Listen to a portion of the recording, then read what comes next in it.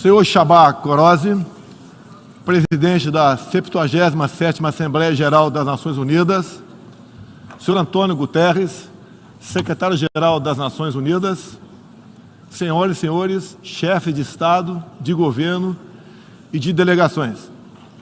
Senhoras e senhores, começo por cumprimentá-lo, embaixador Csaba Kőrösi, pela eleição para presidir esta Assembleia Geral. Esteja certo de contar com o apoio do Brasil. O tema escolhido para este debate geral gira em torno de um conceito que se aplica perfeitamente ao momento que vivemos, um divisor de águas.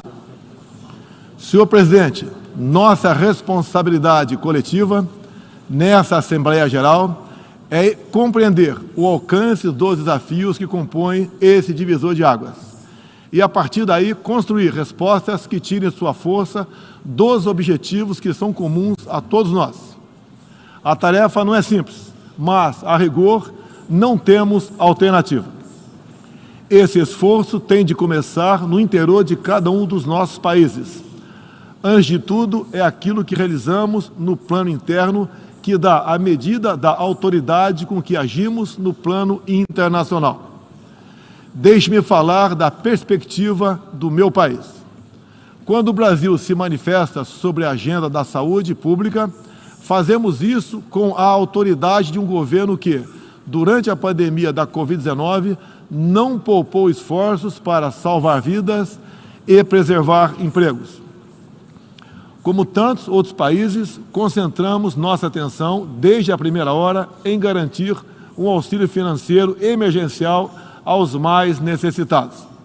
O nosso objetivo foi proteger a renda das famílias para que elas conseguissem enfrentar as dificuldades econômicas decorrentes da pandemia. Beneficiamos mais de 68 milhões de pessoas, o equivalente a 1/3 da nossa população. Em paralelo, lançamos um amplo programa de imunização, inclusive com produção doméstica de vacinas. Somos uma nação com 210 milhões de habitantes e já temos mais de 80% da população vacinada contra a Covid-19. Todos foram vacinados de forma voluntária, respeitando a liberdade individual de cada um. Da mesma forma, no terreno da economia, o Brasil traz a autoridade de um país que, em nome de um crescimento sustentável e inclusivo, vem implementando reformas para a atração de investimentos e melhorias das condições de vida de sua população. No meu governo, extirpamos a corrupção sistêmica que existia no país. Somente entre o período de 2003 e 2015, onde a esquerda presidiu o Brasil, o endividamento da Petrobras, por má gestão, loteamento político e em desvios, chegou à casa dos 170 bilhões de dólares. O responsável por isso foi condenado em 3 instâncias, por unanimidade. Delatores devolveram $1 bilhão e pagamos para a Bolsa Americana outro $1 bilhão por perdas de seus acionistas. Esse é o Brasil do passado. Aprimoramos os serviços públicos com redução de custos e investimentos em ciência e tecnologia. Hoje, por exemplo, o Brasil é o 7º país mais digitalizado do mundo. São 135 milhões de pessoas que acessam 4.900 serviços do meu governo. O Brasil foi pioneiro na implantação do 5G na América Latina. Levamos adiante uma abrangente pauta de privatizações e concessões, com ênfase na infraestrutura. Concluímos o projeto de transposição do Rio São Francisco, levando água para o Nordeste brasileiro. Adotamos novos marcos regulatórios, como o do saneamento básico, o das ferrovias e o do gás natural. Além disso, melhoramos o ambiente de negócios, com a Lei da Liberdade Econômica e a Lei de Startups. Como resultado, criamos oportunidades para o jovem empreender e ter empregos de qualidade. Coroando todo esse esforço de modernização da economia brasileira, estamos avançando a passos largos para o ingresso do Brasil como membro pleno da Organização para a Cooperação e Desenvolvimento Econômico, a OCDE.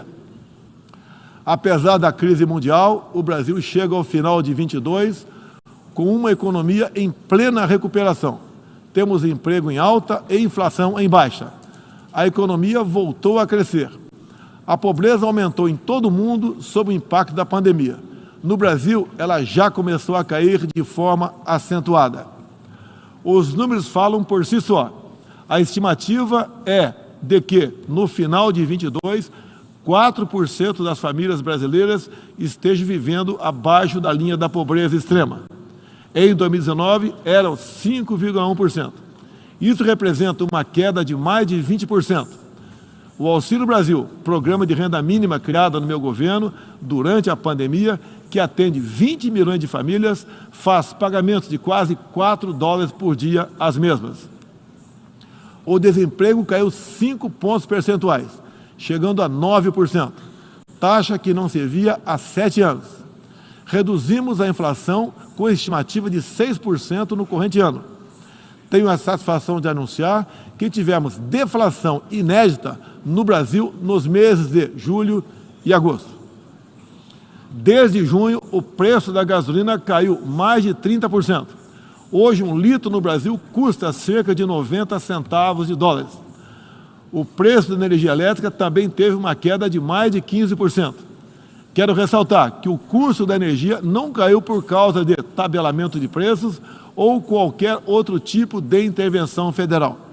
Foi resultado de uma política de racionalização de impostos formulada e implementada com apoio do Congresso Nacional.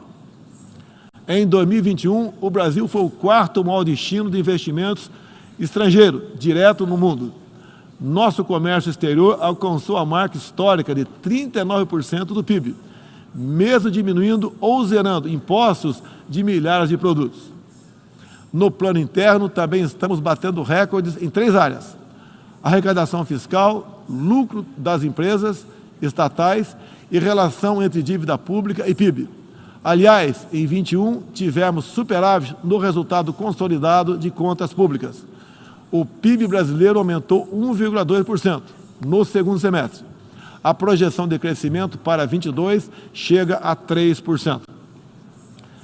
Temos a tranquilidade de quem está no bom caminho, o caminho de uma prosperidade compartilhada entre os brasileiros e, mais além, compartilhada com nossos vizinhos e outros parceiros mundo afora. É isso que vemos, por exemplo, na produção de alimentos. Há 4 décadas, o Brasil importava alimentos. Hoje, somos um dos maiores exportadores mundiais. Isso só foi possível graças a pesados investimentos em ciência e inovação, com vistas à produtividade e à sustentabilidade. Faço aqui um tributo à pessoa de Alisson Paulinelli, candidato brasileiro ao Prêmio Nobel da Paz, por seu papel na expansão da fronteira agrícola brasileira com o uso de novas tecnologias. Este ano, o Brasil já começou a colheita da maior safra de grãos da nossa história. Estima-se pelo menos 270 milhões de toneladas. O Brasil também, em poucos anos, passará de importador a exportador de trigo. Para o período de 22-23, a previsão é que a produção total ultrapasse os 300 milhões de toneladas. Como afirmou a diretora-geral da Organização Mundial do Comércio, em recente visita que nos fez, se não fosse o agronegócio brasileiro, o planeta passaria fome, pois alimentamos mais de 1 bilhão de pessoas ao redor do mundo. O nosso agronegócio é orgulho nacional. Senhor presidente, quero lembrar que, também na área do desenvolvimento sustentável, o patrimônio de realizações do Brasil é fonte de credibilidade para a ação internacional do nosso país. Em matéria de meio ambiente e desenvolvimento sustentável, o Brasil é parte da solução e referência para o mundo. 2/3 de todo o território brasileiro permanece com vegetação nativa, que se encontra exatamente como estava quando o Brasil foi descoberto em 1500.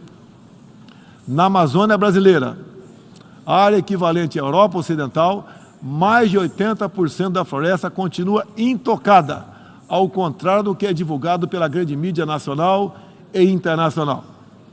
É fundamental que, ao cuidarmos do meio ambiente, não esqueçamos das pessoas. A região amazônica abriga mais de 20 milhões de habitantes, entre eles indígenas e ribeirinhos, cuja subsistência depende de algum aproveitamento econômico da floresta. Levamos internet a mais de 11 mil escolas rurais e a mais de 500 comunidades indígenas. O Brasil começou sua transição energética há quase meio século, em reação às crises do petróleo daquela época. Hoje temos uma indústria de biocombustíveis moderna e sustentável. Indústria que contribui para a matriz energética mais limpa entre os países do G20. Cerca de 84% da nossa matriz elétrica atualmente é renovável. E esse é o objetivo que muitos países desenvolvidos esperam alcançar somente depois de 2040 ou 2050. No ano passado, o Brasil foi escolhido pelas Nações Unidas como o país campeão da transição energética. Temos capacidade para ser um grande exportador mundial de energia limpa. Contamos com um excedente já em construção, que pode chegar a mais de 100 gigawatts, entre biomassa, eólica, terrestre e solar, além da oportunidade ainda não explorada de eólicas marítimas de 700 gigawatts, com um dos menores custos de produção do mundo. Essas fontes produzirão hidrogênio verde para exportação. Parte dessa energia 100% limpa abre a possibilidade de sermos fornecedores de produtos industriais altamente competitivos, especialmente no Nordeste brasileiro, com uma das menores pegadas de carbono do mundo. A agenda do desenvolvimento sustentável é afetada de várias maneiras pelas ameaças à paz e à segurança internacional. Erguemos as Nações Unidas em meio aos escombros da Segunda Guerra Mundial. O que nos motivava naquele momento era a determinação de evitar que se repetisse o ciclo de destruição que marcou a primeira metade do século XX. Até certo ponto, podemos dizer que fomos bem-sucedidos. Mas hoje, o conflito na Ucrânia serve de alerta. Uma reforma da ONU é essencial para encontrarmos a paz mundial. No caso específico do Conselho de Segurança, após 25 anos de debates, está claro que precisamos buscar soluções inovadoras. O Brasil fala desse assunto com base em uma experiência que remonta aos primórdios da ONU. É pela 11ª vez que ocupamos assento não permanente no Conselho. Temos buscado dar o melhor de nós para a solução pacífica e negociada dos conflitos internacionais, sempre guiados pela Carta da ONU e pelo direito internacional. O Brasil também tem um longo histórico de participação em missões de paz da ONU. De Suez a Angola, do Haiti ao Líbano, sempre estivemos ao lado da manutenção da paz. Também contribuímos para a paz ao abrirmos nossas fronteiras para aqueles que buscam uma chance de reconstruir suas vidas em nosso país. Desde 2018, mais de 6 milhões de irmãos venezuelanos foram obrigados a deixar seu país. Muitos deles vieram para o Brasil. Nossa resposta a esse desafio foi a Operação Acolhida, que se tornou referência internacional. Já são mais de 350 mil venezuelanos que encontraram em território brasileiro assistência emergencial, proteção, documentação e a possibilidade de um recomeço. Todos têm acesso ao mercado de trabalho, a serviços públicos e a benefícios sociais. Nos últimos meses, chegam por dia ao Brasil a pé cerca de 600 venezuelanos, a grande maioria dos quais mulheres e crianças, pesando em média 15 quilos a menos do que tinham antes, fugindo da violência e da fome. A política brasileira de acolhimento humanitário vai além da Venezuela. Temos também recebido haitianos, sírios, afegãos e ucranianos. Senhor presidente, o conflito na Ucrânia já se estende por 7 meses e gera apreensão não apenas na Europa, mas em todo o mundo. Quero, em primeiro lugar, renovar o agradecimento do Brasil aos países que ajudaram na evacuação de brasileiros que se encontravam na Ucrânia quando começou o conflito.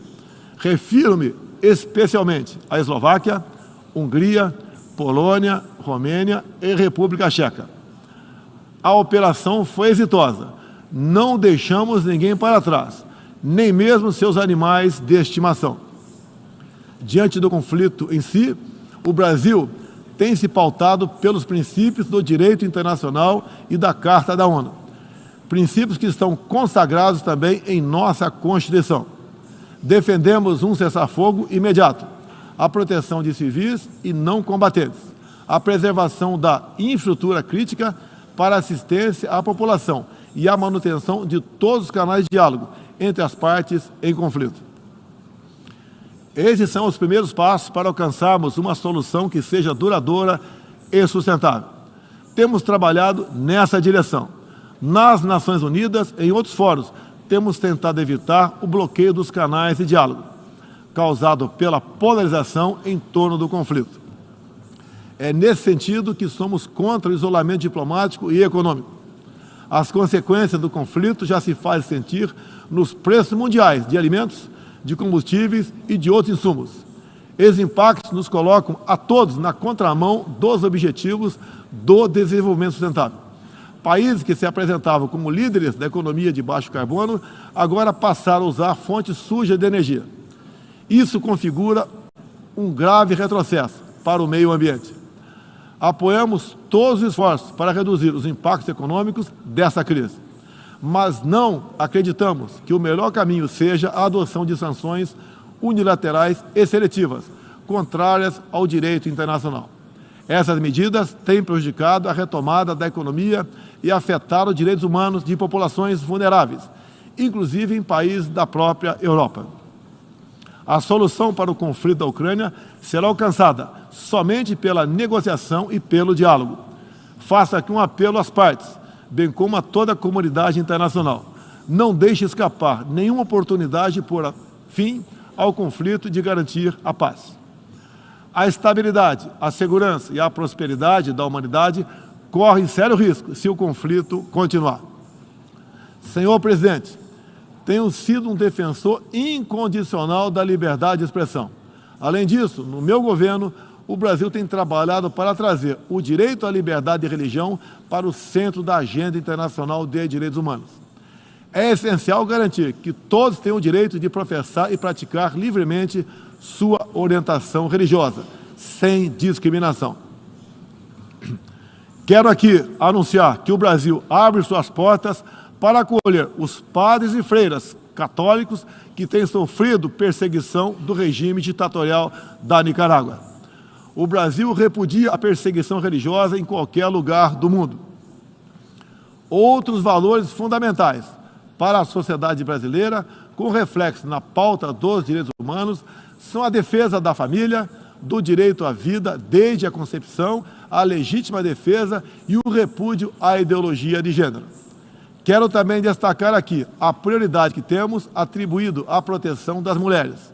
Nosso esforço em sancionar mais de 70 normas legais sobre o tema desde o início do meu governo, em 2019, é prova cabal desse compromisso. Combatemos a violência contra as mulheres com todo rigor. Isso é parte da nossa prioridade mais ampla de garantir segurança pública a todos os brasileiros. Os resultados aparecem em nosso governo. A queda de 7,7% no número de feminicídios e diminuição do número geral de mortes por homicídio. Em 2017, eram 30 mortes por 100 mil habitantes. Agora são 19. A violência no campo também caiu ao mesmo tempo que aumentamos a regularização da propriedade da terra para os assentados. No meu governo, entregamos 400 mil títulos rurais, 80% deles para as mulheres. Trabalhamos no Brasil para que tenhamos mulheres fortes e independentes, para que possam chegar aonde elas quiserem. A primeira-dama, Michele Bolsonaro, trouxe novo significado ao trabalho de voluntariado desde 2019, com especial atenção aos portadores de deficiências e doenças raras.